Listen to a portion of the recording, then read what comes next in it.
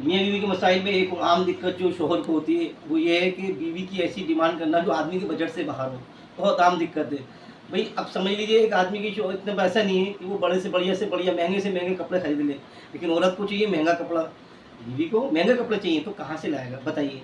Makeup में इतना खर्चा, उसके अंदर कपड़ों में इतना खर्चा, तो ये फिजूल खर्ची तो वैसे भी, फिजूल खर्ची करना तो वैसे भी गलत है। और लेकिन ये एक आम दिक्कत होती है। देखिए आदमी के जो जो शोहर की इनकम है उसके हिसाब से बीवी को चलना पड़ेगा। अगर उसकी इनकम के अंदर आप महंगा सूट खरीद सकती हैं तो ठीक है, लेकिन अगर नहीं खरीदी जा सकती और सस्ता सूट खरीदना पड़ेगा तो खरीदना पड़ेगा।